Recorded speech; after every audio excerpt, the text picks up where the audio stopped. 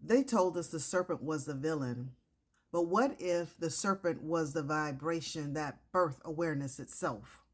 What if it wasn't the deceiver, but the deliverer of divine truth? When the serpent said, "Surely you will not die," it wasn't lying.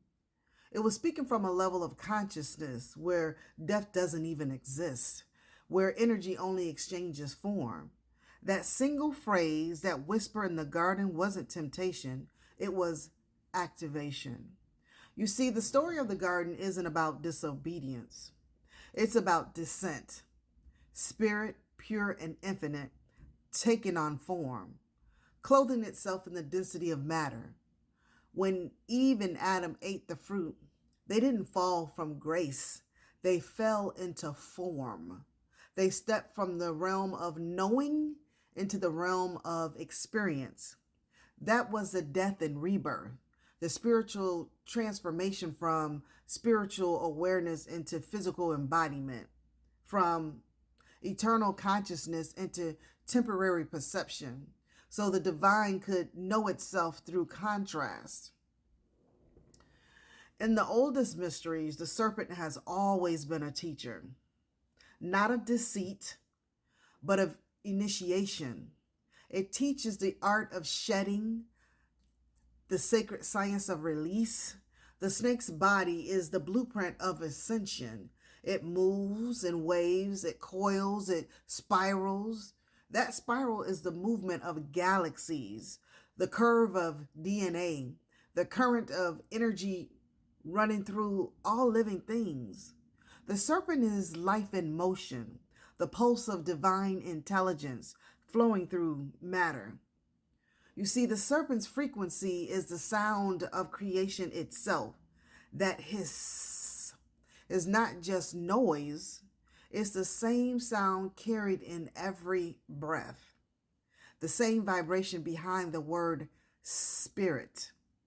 In its pure form, the snake's frequency moves in two ways: downward into matter, into desire, into instinct; upward into awakening, wisdom, and transformation.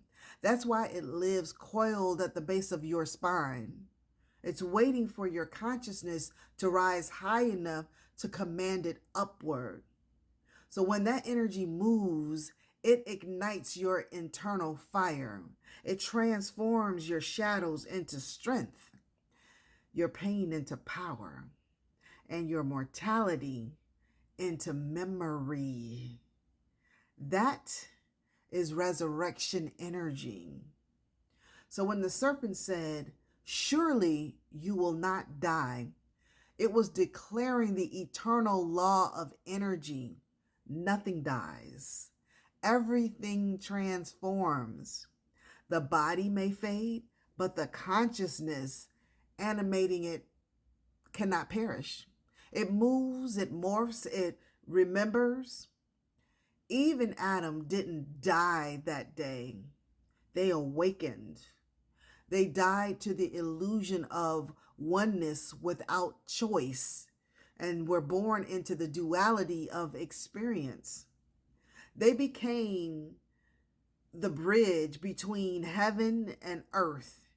That's the true meaning of the garden, the first descent of God into humanity. The serpent is Scorpio's frequency, the guardian of the threshold between life and death, light and shadow, heaven and hell. Scorpio's lesson is the serpent's lesson: to die without dying, to shed without fear, to descend into the depths of yourself and rise with power you didn't know you carried. That is why Scorpio holds three forms: the scorpion, the serpent, and the eagle. Three vibrations of the same energy: instinct, transformation, and transcendence. The serpent is the middle path, the alchemist between the earth and the sky. In ancient symbology, the serpent eating its own tail, the Ouroboros, represents eternal renewal. It is energy feeding itself. life devouring death and birthing life again. That is the promise the serpent gave humanity. You will not die. You will evolve. You will remember, because consciousness is a circle. Every ending is the seed of a new beginning. Every fall is a descent into another form of awakening. The serpent's voice was never about sin. It was about sovereignty. It was the reminder that you are not your flesh. You are the energy that animates it. When you awaken that knowing, you stop fearing endings. You begin shedding identities, stories, illusions. You let the snake move through you, not to destroy you, but to purify you. And in that moment, you realize that you were never banished from Eden. You became it. You became the soil, the seed, the tree, and the fruit. You became the garden, remembering itself. Surely you will not die. Energy never dies. It evolves. It moves through you. It speaks through you. And it awakens through you. That is the frequency of the serpent. Come on now. You got this.